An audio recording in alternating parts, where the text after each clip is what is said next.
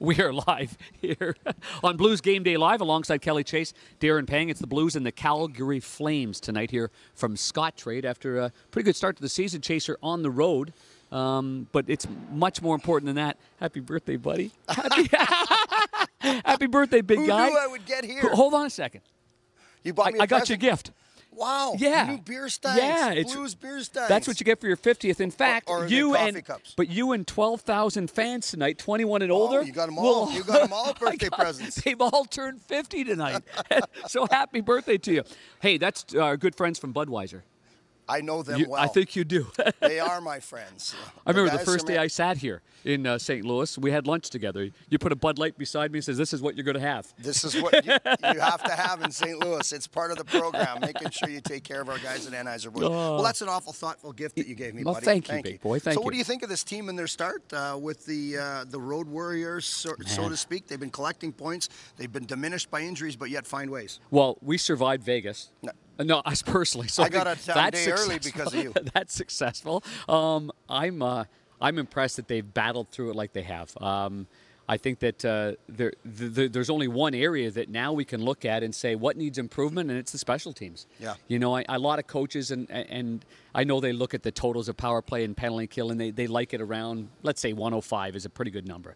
And right now it's far below that. So the penalty kills letting them down. The power play in Vegas let them down. They had 4 power play chances to start it. Listen, I think when the power play's struggling, you try so hard to finesse something in, don't you?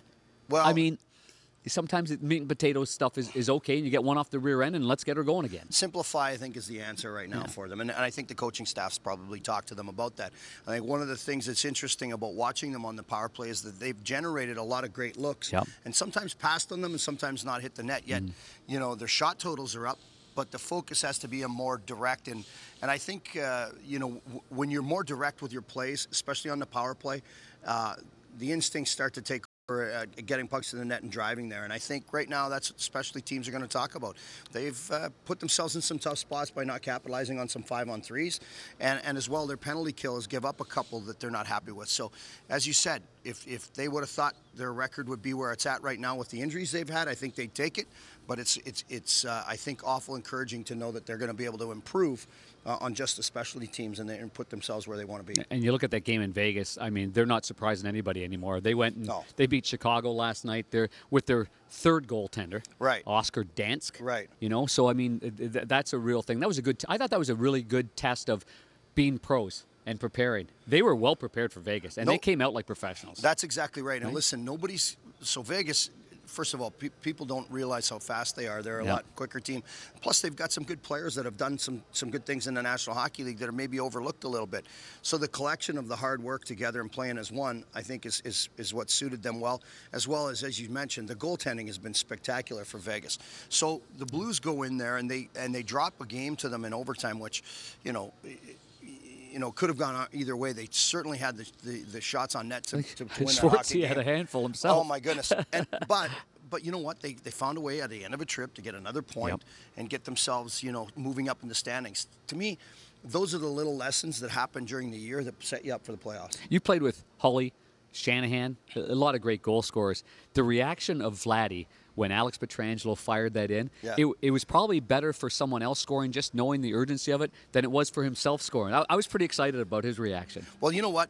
They were pressing all night long and had some chances, and we're getting a little frustrated. So to see it go in, and you know, Petro was right down in a danger area in that scene between hash marks and dots, and drills that puck the way he did. I think everybody was relieved, and Vladdy's reaction was spectacular. Yeah, it wasn't it? So tonight we've got a game that it's Calgary. Last year when we saw the Tkachuk family here, and we saw him play his very first game, Matthew, for the Calgary Flames, it was pretty special. And every time a St. Louis native comes back, I think everybody on the radio side, on the TV side, the fans show such respect for the returning kids. And now Matthew, he has a goal last night in tough Nashville, and then scores the shootout game winner.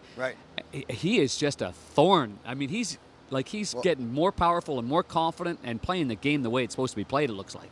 What's great about Matthew is he's always been a competitive kid. He's got a lot, both him and Brady are a lot of his mother. A lot like their mother, right? And competitive. And she's an angel. Yes.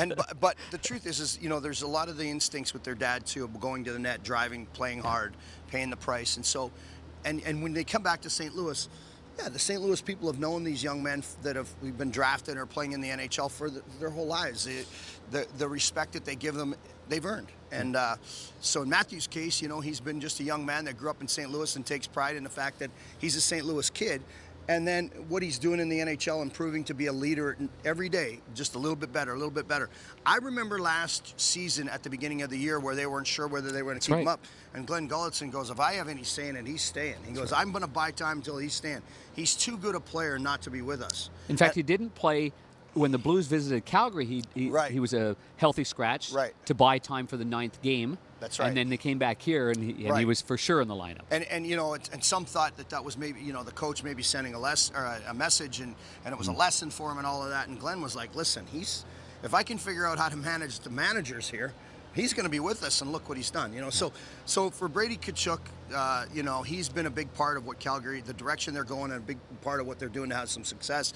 And it's encouraging when you watch the development of a lot of these young kids. To know there's plenty more from St. Louis coming, but also, when they come back, it's the way that people here express themselves. We saw it the other night with Eddie Olchuk, who was battling cancer, and he got a standing ovation from the St. Louis fans. And to me, it was awesome. And he was surprised, and you talked to him about it. He was like, I didn't even know how to react. I'm in St. Louis getting a standing ovation. That's what the passion is about here in St. Louis. Sure is. No question about that. So we got 2 players. Let's talk about defending. The Blues gave up a lot of attempts anyway. It's abnormal for the Blues to give up so many shots and pretty good chances. But I'm looking at 2 players. So we just talked about Matthew Tkachuk and the way that he drives to the net and plays that gritty net front game. And talking to Craig Berube yesterday, he said it's the goal line in too. So you got to get in. You got to make sure you box him out as much as possible. But the other guy's Johnny Gaudreau. I mean, he also is a guy that you can't put too much onto him because he draws a lot of penalties. He's a smaller player, a lighter player, and a very skilled player, much like Patrick Kane. So is that a neutral zone, more neutral zone defending, or time and space in the offensive zone? Well, 2 things have created the opportunities for other teams against the Blues, and one of them is the penalties, and and the fact that the way you can react to the sticks and stuff like that. And the other thing is changing a little bit of their system. So they're playing a little bit more of an up-tempo game with the defense active all the way to the net in the offensive zone. So sometimes you're going to get caught and maybe give up a couple chances. And certainly defending with the sticks and that, it makes it tougher. You got big defensemen that aren't maybe as mobile, but yet are hard to play against.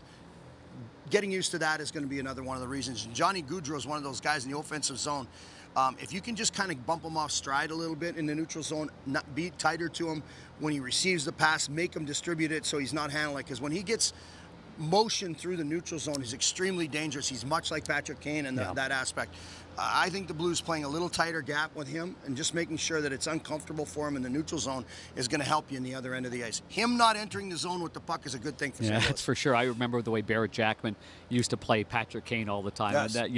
And he played it right, and he kept Kane right on the outside a little bit more than he'd want to be on the outside. So maybe it's a Joel Edmondson type of game, or I don't know. We got some guys that'll handle that, and I look forward to the game tonight because it's interesting. Every game's a test, but there's certain dynamics of the game that I'm interested in watching, and Gaudreau playing against some of our young D is one of them. Yeah, no question about that. So we'll wrap this one up on Blues Game Day Live. This is coming tonight. This is the first 12,000, 21 and older, get this beautiful beer stein, and in fact. The 50-year 67 there. It says Kelly Chase's 50th birthday somewhere up there. Yeah. Happy birthday, big fella. So for Kelly Chase, I'm Darren Robert Pang. You're going to enjoy the game tonight. What do you think of that? What about Trevor Nickerson not showing up for work today? Well, he's probably preparing your party. Well, that's or maybe he's getting a haircut. All right. Maybe John Kaminsky's going to do something. We checking out? Yeah, you got it, big boy. All right.